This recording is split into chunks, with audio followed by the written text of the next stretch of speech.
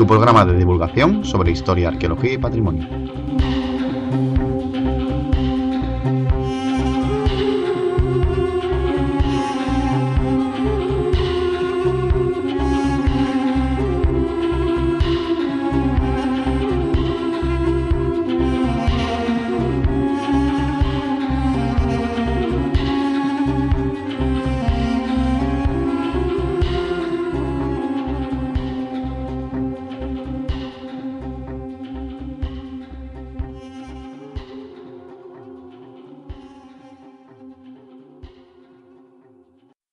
Muy buenas a todos y bienvenidos una vez más a Artemis, tu programa de divulgación sobre historia, arqueología y patrimonio, por si no te has enterado ya.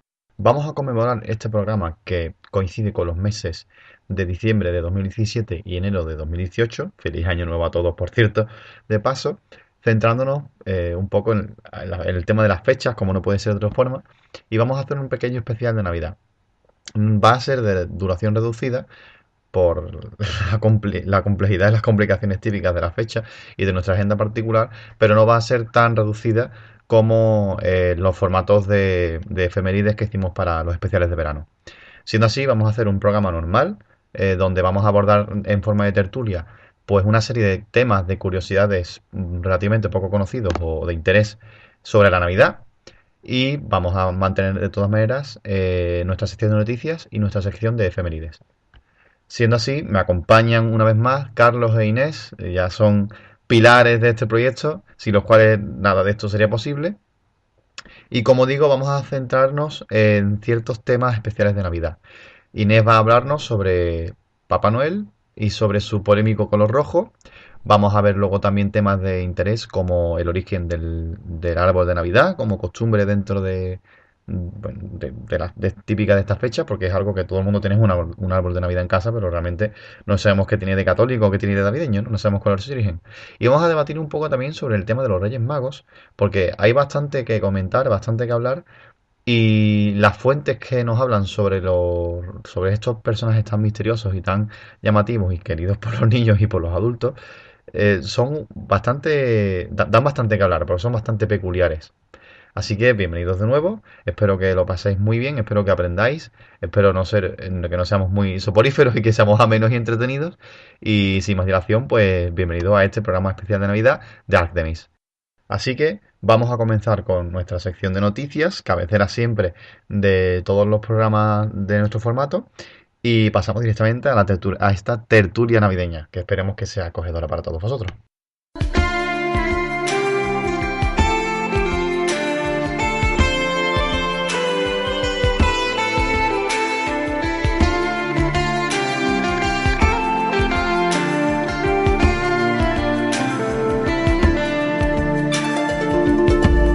Noticias.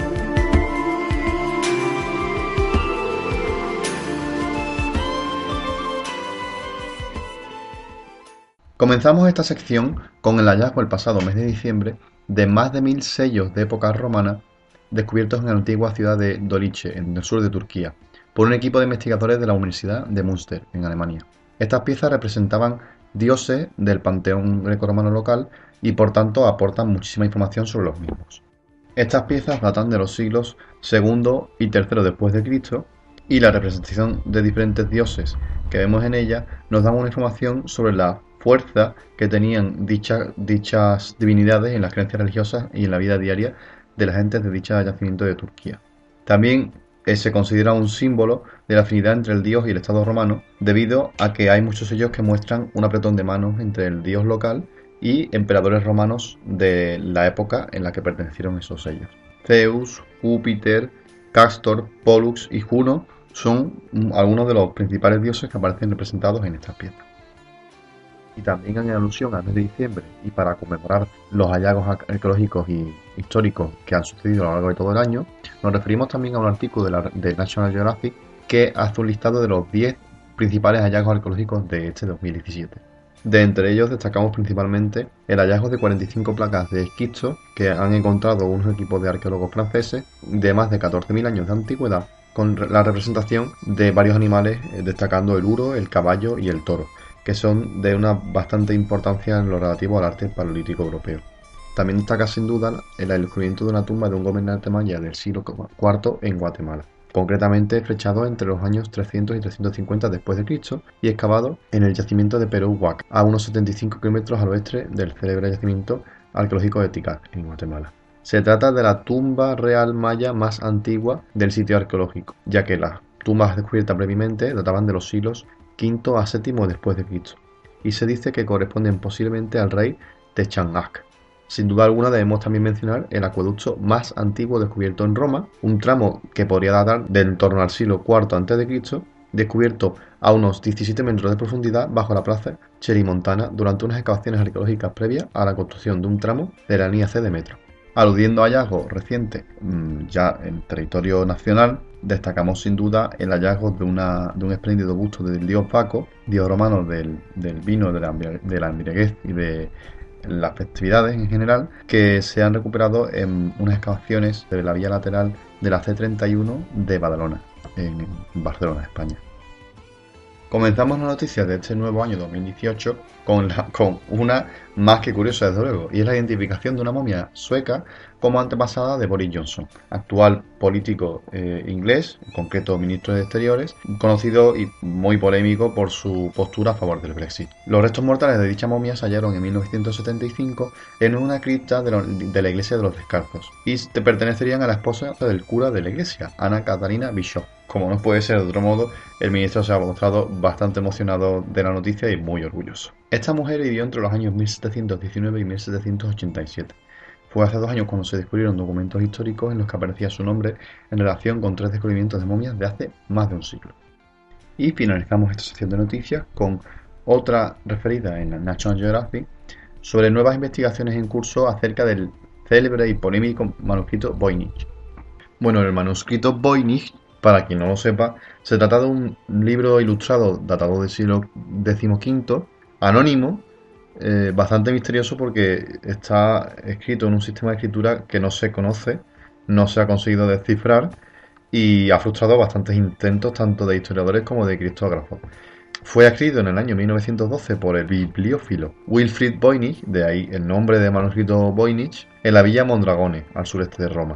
Y bueno, parece ser que personal investigador de la Universidad de Alberta, en Canadá, Greg Conrad, profesor de ciencias de la computación, y uno de sus estudiantes de posgrado, Bradley Howell, han recurrido a un sistema de inteligencia artificial para decodificar esta escritura que no se conoce. El sistema de codificación lo que ha hecho ha sido recurrir a ejemplos de 400 idiomas diferentes para poder cotejar la información de esos idiomas con la existente en el manuscrito. Y parece que más del 80% de las palabras del manuscrito se corresponden con el hebreo. Así que estaremos al tanto de la investigación porque desde luego resulta cuanto menos interesante. Las ilustraciones de este libro se conocen y son bastante esotéricas y ocultistas, pero dentro de lo conocido, contando pues ilustraciones de plantas, de objetos celestes, mujeres desnudas, ninfas. Parece como una especie de códice de medicina y de astrología de la época.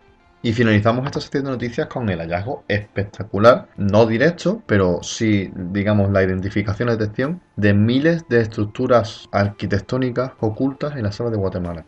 Esto se ha llevado a cabo gracias a la tecnología LIDAR, que es una tecnología que permite, mediante la emisión de rayos láser, pues la detección de este tipo de estructuras o de cualquier otra en una superficie determinada. Este hallazgo de miles de estructuras en la selva guatemalteca contrasta la teoría de los arqueólogos existentes, que ya trataremos en programas posteriores, de que las ciudades mayas eran aisladas y autosuficientes. De momento se han podido documentar más de 60.000 estructuras que por tanto confirmarían que la civilización maya era mucho más amplia y extensa de lo que hasta ahora se conocía.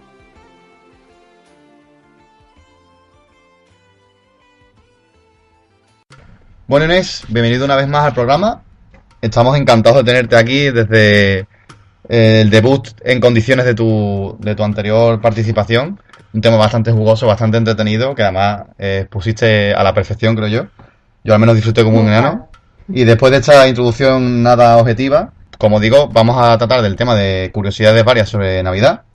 ¿Y qué vas a hablarnos tú para empezar el programa? Para empezar, vamos a hablar del árbol de Navidad, que es algo que tenemos todos siempre en casa, ya sea natural o de plástico. Y, y bueno, pero ¿de dónde viene? ¿Por qué surgió? Todo. Todas esas preguntas que nunca nos hacemos, pero que creo que es importante saberlo. Claro, es que todo el mundo tiene una buena Navidad en su casa cuando llega la fecha y nadie sabe de dónde puñetas viene. Si es católico, si no lo es, nada. Exacto. Bueno, ¿y cuál es entonces el origen del árbol de Navidad? El árbol de Navidad, como tal, no existía.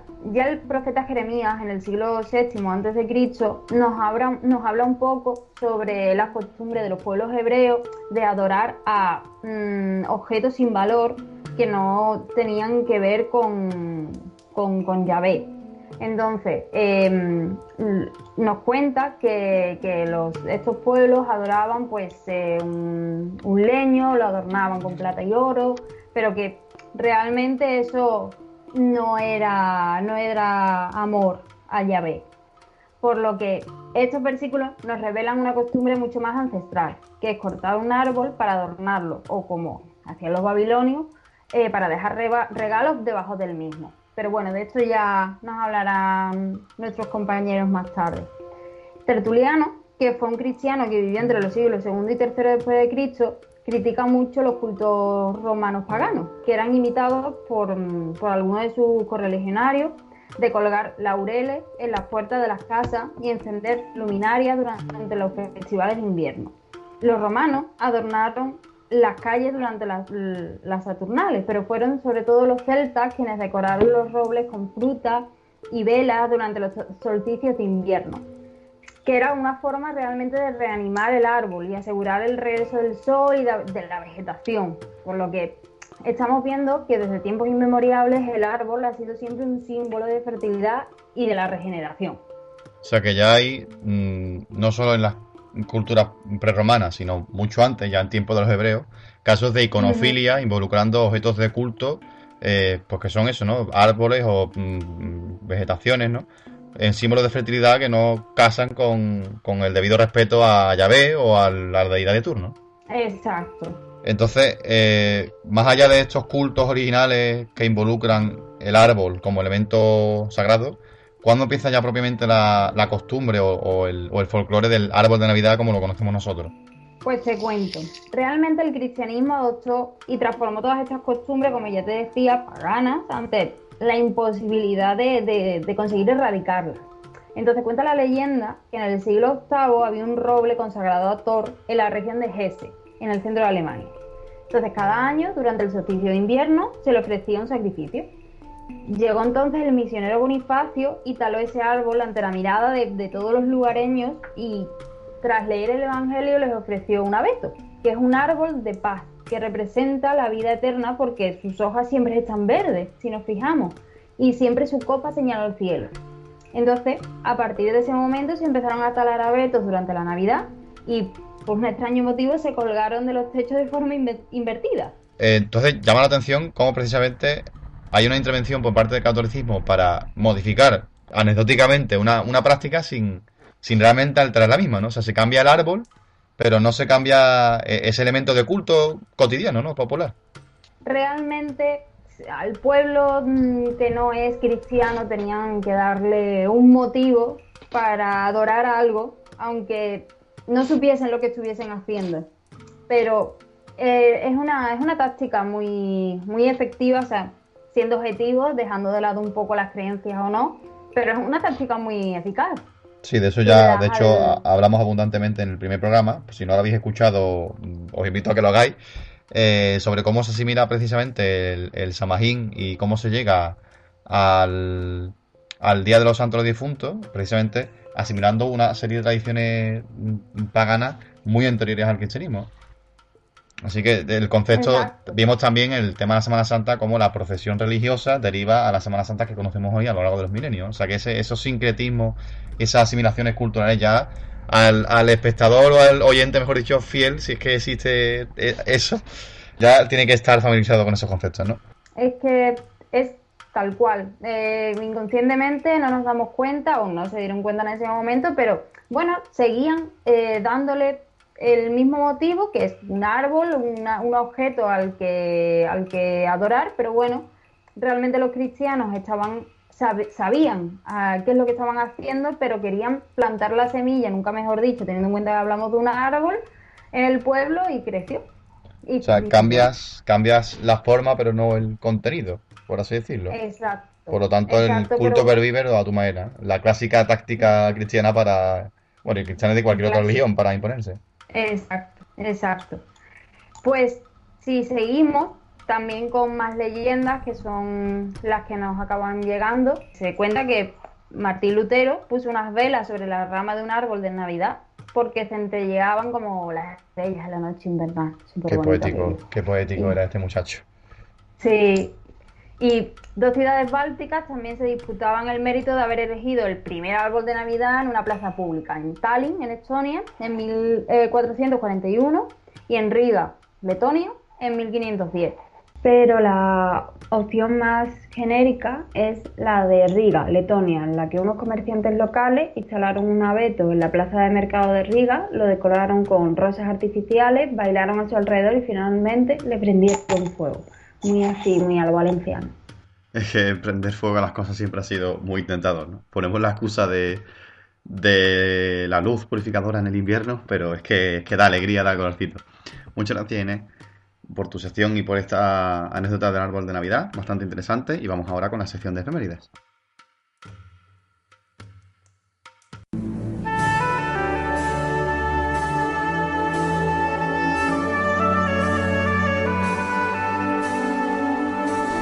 Efemérides.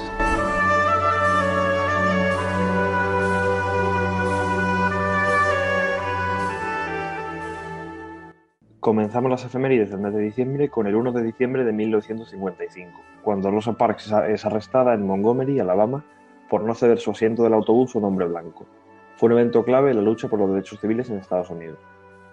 El 17 de diciembre del 497 a.C. se consagra en el Foro Romano el Templo de Saturno. Esta efeméride se celebraba en la antigua Roma con el Festival de la Saturnalia. El 22 de diciembre del año 856 después de Cristo, un terremoto de 7,9 grados en la escala de Richter en las montañas de Alborz, en Persia, causa aproximadamente 200.000 muertos. Y para terminar diciembre, el 31 de diciembre del año 192 después de Cristo, el emperador Cómodo es asesinado por un liberto, sumiéndose el imperio en una guerra civil. Pasamos ahora a las efemérides del mes de enero. El 1 de enero de 1899, la bandera española se arría en Cuba por última vez. Cuba pasa entonces a ser un protectorado estadounidense y España pierde sus últimas posesiones en suelo americano. El 2 de enero de 1492, tras las capitulaciones de Granada, el reino nazarí entrega Granada a los reyes católicos, poniendo fin a la Reconquista. El 14 de enero de 1506 se descubre en Grecia la escultura del Laconte y sus hijos. Y para terminar, el 18 de enero de 1890 fallece Amadeo de Saboya, que ostentó la corona del Reino de España entre 1870 y 1873.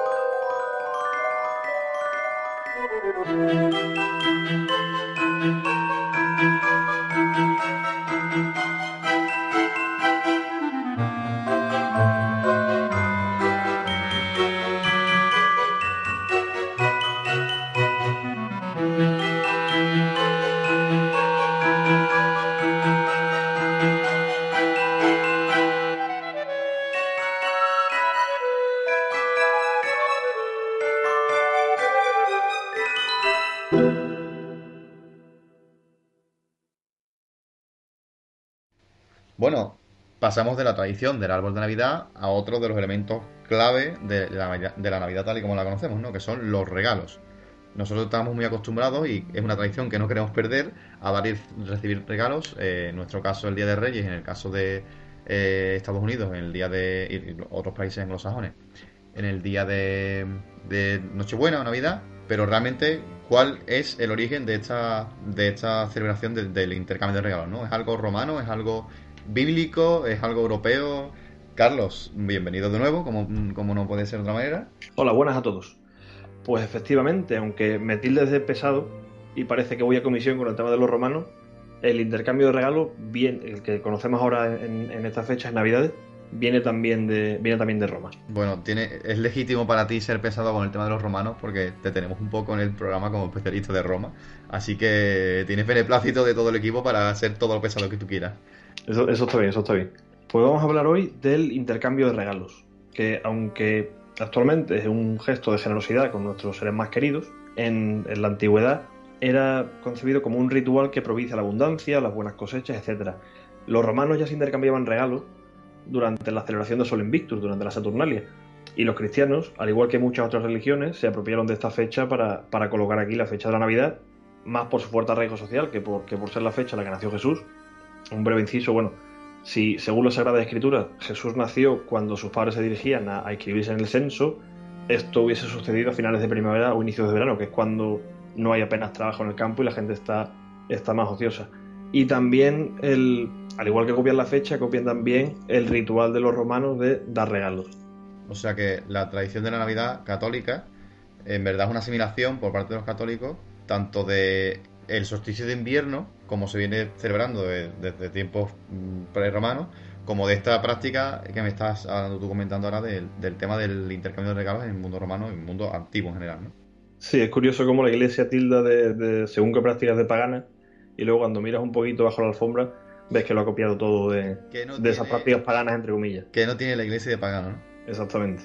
Y bueno, como apuntaba antes, los cristianos no solamente no solamente toman prestado, entre comillas, esta fecha de la Saturnalia, que bueno, como vamos a recordar, como mencionamos en el primer programa, tenía lugar del 17 al 24 de diciembre, se honraba a Saturno, dios del grano y la agricultura, con grandes banquetes e intercambios de regalos. De hecho, Tertuliano, un historiador cristiano del siglo II o III después de Cristo, nos cuenta cómo los romanos intercambiaban regalos como símbolo de los buenos deseos y la prosperidad para el año venidero.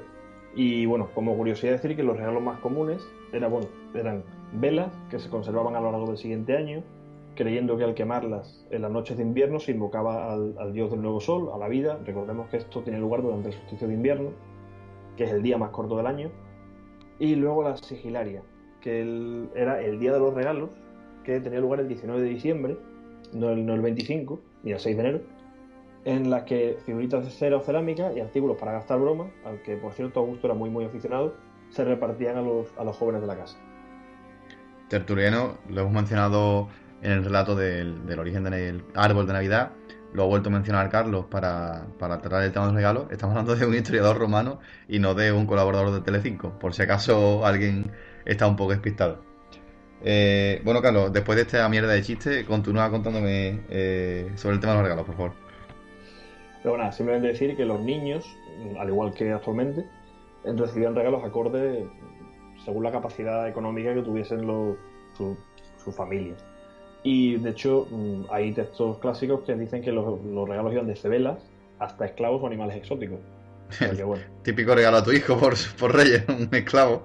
Sí, exactamente. Luego colgaba la foto en Instagram para presumir un poco. Hombre, apañado ahí, ¿no? Bueno, vemos también esa simbología de la luz, el caso de las velas como un regalo tan importante, de la que ya hablamos en su momento en el primer programa, ese símbolo de purificación y de luz en medio de la oscuridad, que es el símbolo por excelencia del invierno, ¿no? Vemos que va perdurándose tanto en las fiestas otoñales como en las fiestas invernales. Exactamente, podemos ver que los regalos no tienen un sentido lúdico, digamos, sino más simbólico y religioso que otra cosa. Y bueno, al hablar de que los cristianos también copian el intercambio de regalos, esto nos lleva a hablar de la figura de los Reyes Magos. Por supuesto. No podemos entender, por lo menos nosotros, el tema de los regalos en la Navidad sin los Reyes Magos, ¿no? Pero es curioso que la información que tenemos de los Reyes Magos oficial, es decir, de la contenida y descrita en la Biblia, es realmente o relativamente escueta en función a lo que conocemos de ellos, ¿no? Carlos, ¿qué fuentes tenemos entonces para saber sobre estos reyes? Es el Evangelio de San Mateo, si no me equivoco, ¿no? Sí, es muy curioso como para según qué cosas todos los evangelios se ponen de acuerdo, pero para el caso de los Reyes Magos, que es algo tan común y tan Conocido en nuestro país, exactamente, solamente uno de los evangelios habla del tema. Es más concretamente en el segundo capítulo de San Mateo, que simplemente menciona a unos magos, no dice ni raza ni número, que preguntan en Jerusalén por el rey de los judíos, y ahí los ancianos le indican que vaya hacia Herodes y le pregunte a Herodes, que era el rey del lugar, y le dice que vaya a Judea, guiándose por la famosa estrella que todos ponemos en el portal de Belén en Navidades. O sea que es una mera alusión realmente, no da información más allá de un resumen brevísimo del relato de los Reyes Magos, ¿no? Unos reyes que van para allá y punto, para dar una serie de regalos y ya está. Una anécdota, no menciona ni regalos, ni cuántos son, ni el color de la barba, ni la raza, ni nada de eso, ¿eh? No menciona nada, ni camellos siquiera. Entonces, ¿qué otra documentación no bíblica? Me imagino que habrá alguna que habrá sido aceptada por la versión oficial más adelante y otra que no, ¿no? ¿Qué otras fuentes tienes tú, Carlos? Pues antes de pasar a otras fuentes, es curioso como San Mateo menciona en un pasaje que parece más sacado de Tolkien, El Señor de los Anillos, que de la Biblia, cómo Herodes los utiliza sin ellos saberlo de espías. Les dice que vayan a Belén, que averigüen todo lo que puedan de este famoso rey de los judíos, porque él también quiere ir y adorarlo. Supongo que esto tendrá algo que ver con la matanza de los santos inocentes que pasa después. Pues yo esto no tenía ni idea. O sea, pero ellos se supone que son conscientes de ese engaño o no. Ellos no, San Mateo nos dice que ellos van, adoran al niño y antes de partir tienen un sueño y se supone que Dios les habla en sueño y antes de volver y en lugar de volver por el camino que habían traído desde Jerusalén, dan un rodeo y se vuelven a su tierra sin decirle nada a Herodes. Supongo que igual que el sueño que tiene San José de llevarse a su familia a Egipto, supongo que sería algo parecido. Pues mira, pues no te acostará sin ser una cosa más. La idea del programa es que se acostéis cada día o cada mes sabiendo un montón de cosas nuevas, ¿no? Entonces vamos entonces a esquema, porque hay mucha información de los Reyes Magos que damos por hecha, que es súper familiar para nosotros, pero que estamos viendo que en la Biblia no se aporta, ¿no? Entonces vamos a dar un repaso de esas fuentes añadidas donde se habla de ese tipo de datos. Carlos, ¿qué puedes empezar tú contándonos? Venga. Pues una de las primeras evidencias en las artes que tenemos proceden de los frescos de la iglesia de San Apolinar de Rávena del siglo VI, donde aparecen los magos portando regalos con los nombres escritos bajo de ellos, y ahí ya sí aparecen tres Reyes Magos. Pero me parece, José, que tú tienes información que viene un poquito antes. Sí, es curioso porque mucha información sobre los Reyes Magos no la encontramos en la Biblia, como digo, sino de los evangelios apócrifos, que es algo que suena bastante efectista, bastante llamativo sin duda, que recordamos que son todos aquellos documentos que contienen información sobre hechos bíblicos, pero que no forman parte de la Biblia y por tanto gran parte de ellos no están admitidos como oficiales. Y muchos de estos evangelios apócrifos lo que hacen es ampliar detalles y la información de esos países bíblicos. Hay los más efectistas y los más célebres, pues hay uno que narra, por ejemplo, que Jesús después de su fallecimiento en la cruz desciende a los infiernos y tiene un encuentro con Satán antes de resucitar. Hay otro evangelio apócrifo que nos habla de una versión alternativa de la crucifixión. Pero luego, como digo, estos evangelios también ofrecen mucha información que tapa, digamos, los vacíos de información o los agujeros que hay en la propia Biblia. Por ejemplo, los datos de los nombres y los detalles sobre los ladrones que son ejecutados junto a Jesús son de un evangelio apócrifo. Y aquí es en estos evangelios donde encontramos más información sobre los Reyes Magos. Mucha de esta información la que conocemos realmente sobre ellos. Por ejemplo, en el llamado Evangelio Armenio de la Infancia es donde se nos explica que son 3 hermanos y se nos da el nombre y la procedencia de cada uno de ellos. Se habla del mayor de ellos, que sería Melcón, que es luego etimológicamente desarrolla en Melchor, suena bastante mejor en mi opinión, que sería rey de Persia. El hermano intermedio sería Baltasar, rey de la India, y por último el hermano menor, Gaspar, rey de Arabia. Y aquí en este documento también se nos habla de que no hay un regalo por cada rey mago, como la tradición nos cuenta, sino que hay varios. Melchor, por ejemplo, aparte de mirra, también trae como regalo aloe, muselina, púrpura, cintas de lino, y hay un regalo que a mí me llama mucho la atención, que es una selección de libros escritos sellados por el mismo Dios. Luego Gaspar trae flores y especias, canela, incienso, cinamomo y nardo, no seamos mal pensados, por favor, que es una flor. Y por último Baltasar es el que tira la casa por la ventana, ¿no? Yo creo que no se pusieron muy de acuerdo, porque aparte del oro trae plata, trae piedras preciosas, perlas y también obsequia al niño con zafiros. Pues toda esta información, por ejemplo, como digo, no viene en la Biblia. Luego, José, cuéntame. aparte, lo que está diciendo los evangelios apócrifos, para los que no sepan muy bien a qué nos referimos, uno de los ejemplos más famosos podría ser en los manuscritos del Mar Muerto. Por ejemplo. Podríamos hacer un programa un día. Estamos todo el día igual, Carlos. Cada programa, 20 ideas nuevas que nos cuesta mucho luego consumar.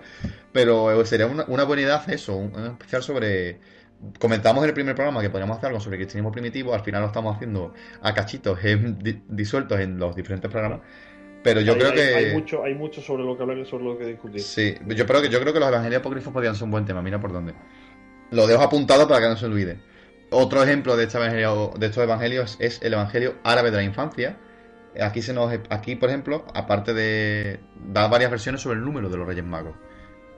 Tradicionalmente se piensa que son 3, uno por cada regalo. Hemos visto que puede haber varios regalos. Hay otra versión que nos dice que son 12 y que no son reyes, sino que son hijos de reyes, por lo tanto serán príncipes magos. Y otro nos habla que son 10 Reyes Magos, pero acompañados por un séquito de 1200 hombres.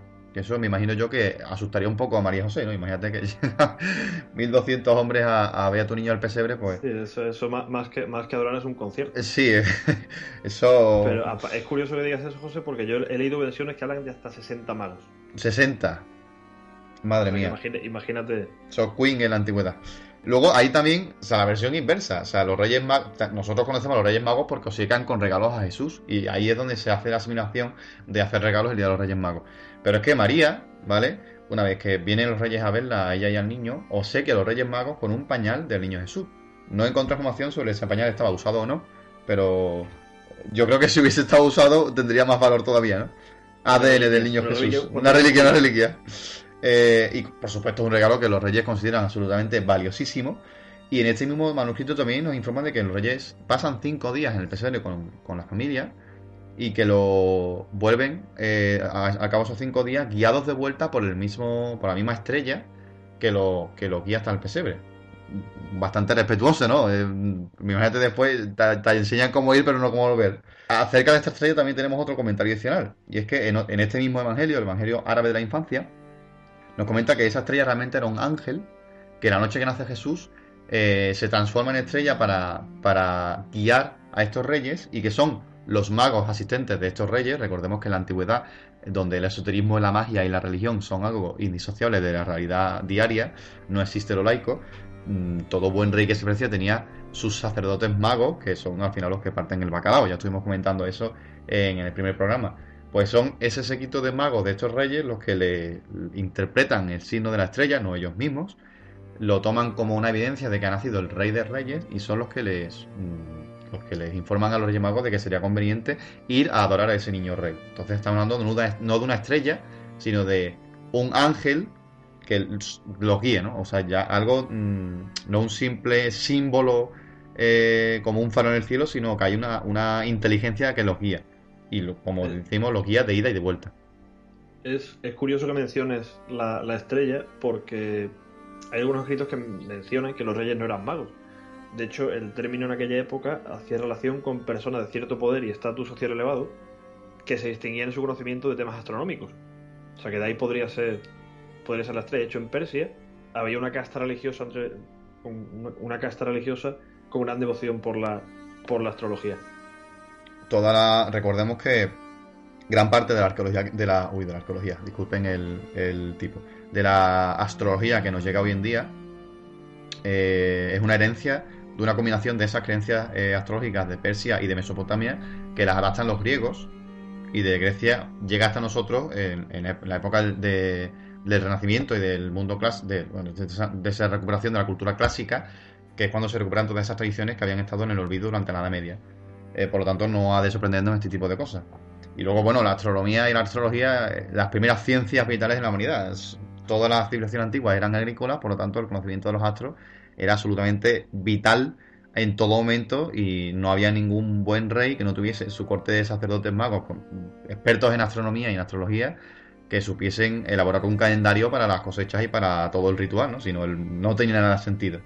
Así que, aunque esto no sea un poco esotérico, como digo, era lo más habitual y frecuente del mundo. Bueno, pues, ¿algo más que comentar sobre el tema de los Reyes Magos, Carlos? Sí, muy brevemente es cuando la Iglesia fija el número en 3 y queda ya... La versión oficial, ¿no? Por así decirlo. Exactamente. Es en el siglo IX, el Liber Pontificalis, que es una recopilación de historias y leyendas sobre la religión cristiana, menciona que son 3 Reyes Magos por 2 motivos. Uno, porque son los 3 regalos que, según el apóstol San Mateo, son los que recibe, y otro por la relación del número 3 con la Santísima Trinidad. Entonces, según este manuscrito, sería el Papa León I el Magno, en el siglo V, el que ya estableció el número en 3 Reyes Magos. Me acabo de dar cuenta que antes mencioné que San Mateo no dice el número de Reyes Magos, pero efectivamente sí menciona que son 3. Disculpen el error. No pasa nada, te daremos de comer de todas maneras esta vez. Y bueno, ya para finalizar con este tema, la Iglesia de Roma decide postergar el intercambio de regalos hasta la celebración de la Epifanía, para que este intercambio de regalos no eclipse el verdadero significado de la celebración religiosa. Y esto, como ahora nos va a explicar Inés, tiene un curioso símil con la aparición de Santa Claus. Efectivamente, Santa Claus no podía faltar, aunque no es de nuestra tradición, cada día es más común, ¿no? Hombre, los niños empezaron a celebrar Santa Claus, además de los Reyes Magos, porque si puedo tener 2 regalos en vez de uno, más que mejor, ¿no? Pero sí es cierto que a raíz de de este bombardeo de la cultura americana constante de los últimos años para acá, es una figura que conocemos muy bien, pero de la que tampoco hay tantos mitos y tanta información difusa al respecto que llama también la atención. De hecho, asimilamos a Santa Claus con el color rojo. Hay un gran mito sobre ese tema, que si Coca-Cola, que si... en fin, y Inés precisamente va a hablarnos de eso, ¿no? Bueno, ahora llego yo y os cuento un poco lo que es la historia de Santa Claus, su inicio, como la falsa, como la leyenda urbana de que Santa Claus es rojo por Coca-Cola. Y os cuento estas dos cosas porque realmente tienen relación. Santa Claus y San Nicolás es rojo y blanco porque son los colores de Coca-Cola, falso. Podéis buscar la revista satírica Pack, que data 2 portadas de 1902 y 1905, que ya fueron protagonizadas por un Santa Claus típico como lo conocemos nosotros, que es el típico barbado, con bonachón, un poquito de sobrepeso y ya vestido de rojo y blanco. Como sabemos, la imagen clásica de Coca-Cola nació en 1931 por un encargo de la agencia de publicidad de Coca-Cola al dibujante Haddon Sandblock, que el objetivo era realmente crear un personaje a medio camino entre lo simbólico y lo real, como una personificación del espíritu navideño y la felicidad que nos quiere vender Coca-Cola. Ese es su origen, pero hablamos del auténtico Santa Claus, que es San Nicolás de Bari, que fue un obispo en el siglo IV nacido en Patara, que es un territorio turco actualmente, y es ahí donde nace nuestra historia de Santa Claus. Os cuento un poquito porque es bastante divertido y la verdad es que cuando lo leí me encantó. A él se le atribuye un milagro que es el que le dio fama, que es con el que comenta toda la historia de Santa Claus. Según cuentan los historiadores, un padre arruinado se vio obligado a prostituir a sus 3 hijas. Entonces Nicolás de Bari se enteró y deslizó unas monedas a través de la chimenea de la casa familiar para paliar su situación de pobreza, y así que las niñas no tuviesen que vender su cuerpo. Yo creo que ese es el mejor regalo, ¿sabes? Empezó fuerte, yo creo que empezó con... Sí, no, su fama desde luego bien atribuida. Y las monedas cayeron dentro de las medias de lana que las 3 hermanas habían colgado para secar en la chimenea. Y ya de ahí pues surge la anécdota y esa idea, ¿no?, del legendario personaje y que se desliza por la chimenea y que deja sus regalos en los calcetines que deja a todo el mundo colgados en la chimenea. O sea que el origen de Papá Noel es turco. O sea, la figura original de Papá Noel tal y Sí. como ha sido asimilada por la tradición hasta hoy en día, es turco. Es turco, un obispo del siglo IV. Increíble. Pero O sea, luego, no me lo hubiese esperado para nada. Yo tenía la idea de que era un personaje que venía de Escandinavia, de la mitología escandinava. claro, entonces ahora nos trasladamos a los países, bueno, no tanto a Escandinavia como a los Países Bajos, ¿vale? Que hablamos del Sinterklaas, que este nombre es el con el que se conoce en los Países Bajos a una fiesta que es la de San Nicolás, en honor a Nicolás de Bari, ¿no? Que se celebra los días 5 y 6, bueno, lo que es la víspera, ¿no? Del día 5 al 6, que es el día de este santo, de San Nicolás, y es una De enero, tradición que se... presupongo.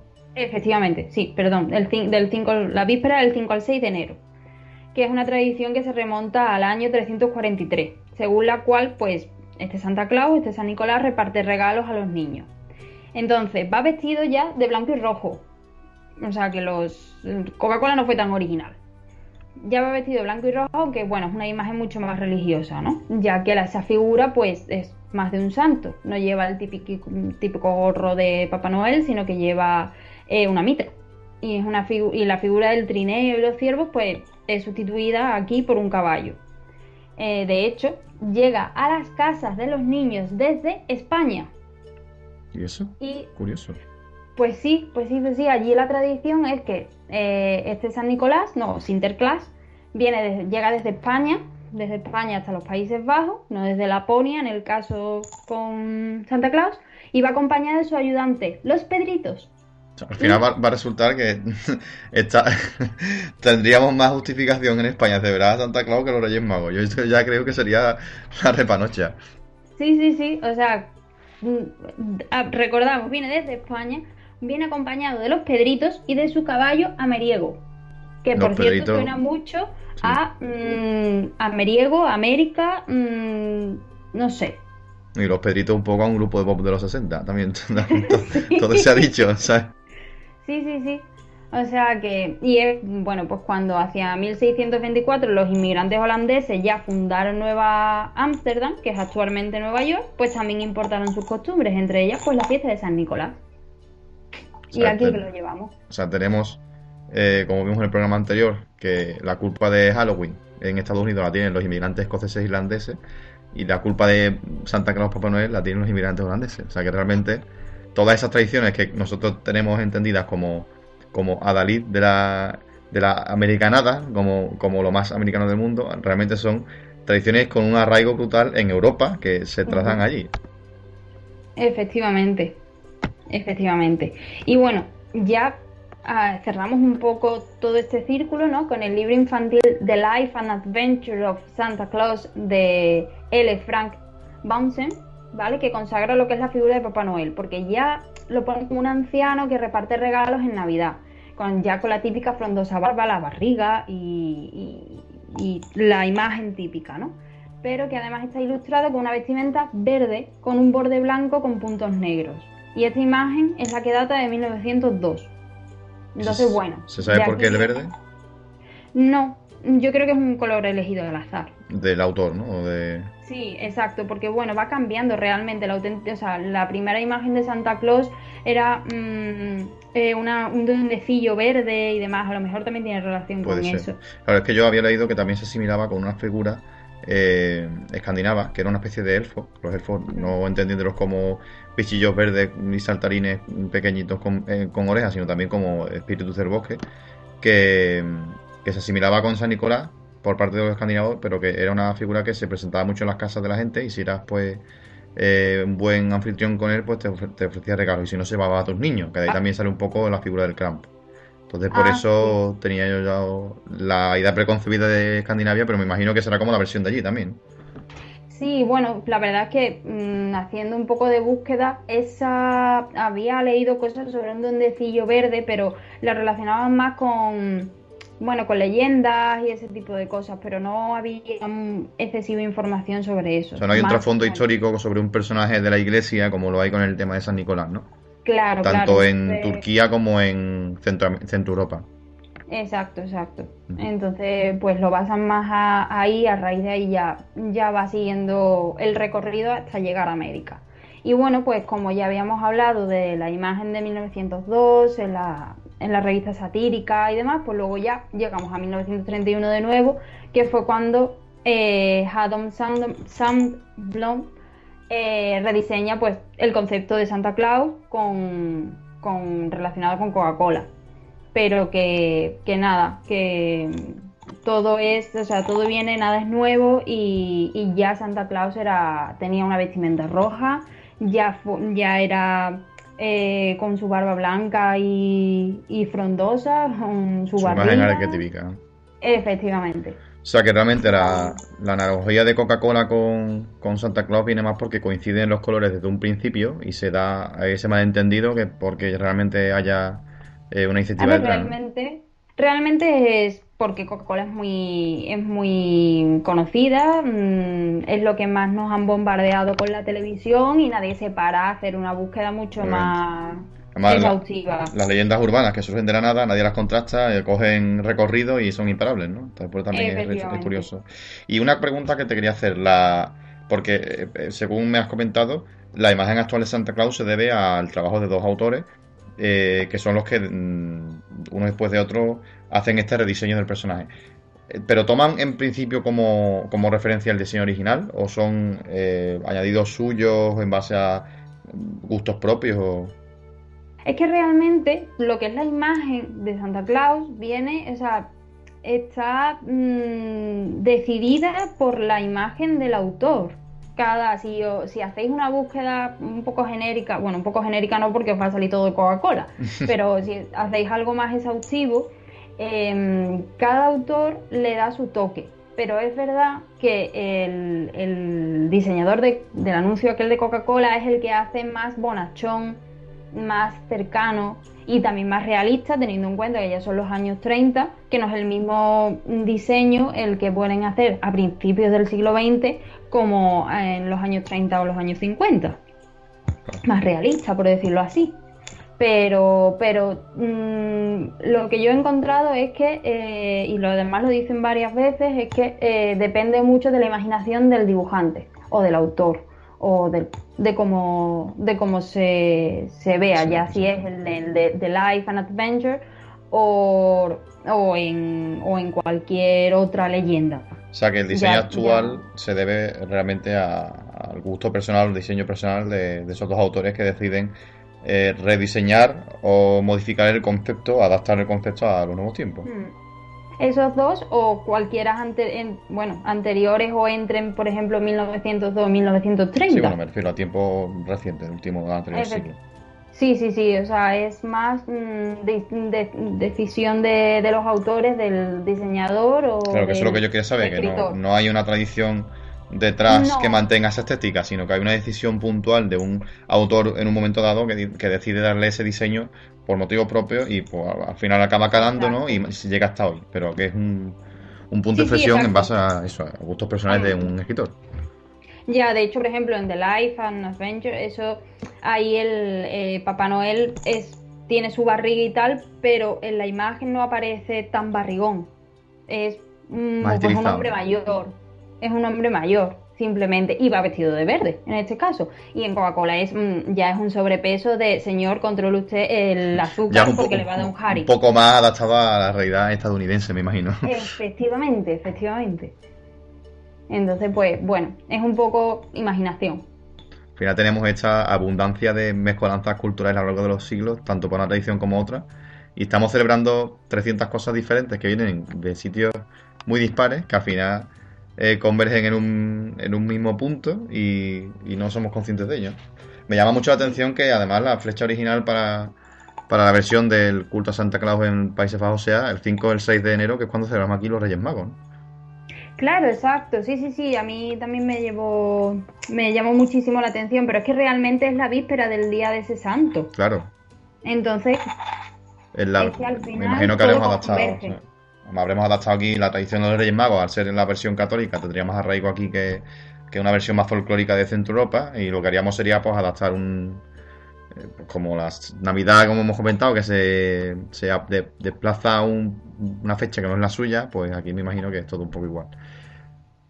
Oye, una última Pues, pregunta quería hacerte por si has encontrado algo. Entonces, el tema del trineo y de los renos, ¿sabemos de dónde viene? No, pero creo que también es un poco imaginación De autores recientes, ¿no? de un poco de aquí, sí, un poco de aquí, un poco de allá. Pero ¿tiene alguna raíz en algún relato folclórico, en alguna mitología de esta, Bueno, o es de estos, o es otra invención contemporánea? no, es más invención contemporánea, pero creo, pero eso lo tendría que volver a mirar porque No, es lo tengo un poco simplemente una así. pregunta por curiosidad. No te sientas tampoco en el No, compromiso. no, no, es que he leído ya que el nombre de Rudolf ya aparecía. Lo que pasa es que no era un reno, creo, ¿El recordar. ciervo o qué? No lo sé, a lo mejor era uno de los caballos o alguien o uno de los pedritos de estos que acompañaba al Sinterklaas o algo así parecido, Me pero sí ya el nombre de Rudolf aparecía. O será sea, quizás eso, una adaptación, una reinterpretación exacto. estadounidense, porque vamos, la figura del reino y del trineo es algo Mm, que es más, encaja más con el folclore y las costumbres del norte de Estados Unidos y de Canadá que realmente de Europa. sí, Entonces, que tenga sentido quizás por eso. sí, sí, sí. Pues genial, Inés, muchas gracias por este relato, porque la verdad que hoy ha sido un programa en el que hemos aprendido todos bastante. ¿Para qué vamos a engañarnos? Y nos hemos sorprendido cómo no tenemos ni idea de dónde viene nada de esto y cómo son tantísimas costumbres tan dispares, mezcladas de formas imposibles unas con otras y al final no sabemos lo que estamos celebrando, pero lo estamos celebrando. Lo importante Mm, es tener regalo el día 25 o el día 6, ¿no? efectivamente. Muchas gracias, compañera. Un abrazo. No hay de qué. Chao. Bueno, y hasta aquí este quinto programa ya de Artemis. Vamos avanzando poco a poco, pero con paso firme. Y yo no sé vosotros, pero a mí y en nombre del equipo nos ha gustado bastante cómo ha quedado este programa. Creo que hemos dado un repaso bastante interesante sobre prácticamente pues todos los elementos principales de la Navidad, tanto de tradiciones más cercanas a la nuestra como de tradiciones exteriores. Reyes Magos, el tema de los regalos, nos hemos metido mucho en cristianismo, nos hemos metido mucho en tradiciones paganas. Creo que ha quedado un programa bastante completo, bastante interesante. Claro que nosotros qué vamos a decir, ¿no? Espero que ustedes tengáis la misma opinión que nosotros, o al menos la más parecida posible. Cualquier sugerencia o cualquier comentario, sabéis que es más que bienvenido a la página web o en YouTube. Sabéis que también tenemos un canal ahí.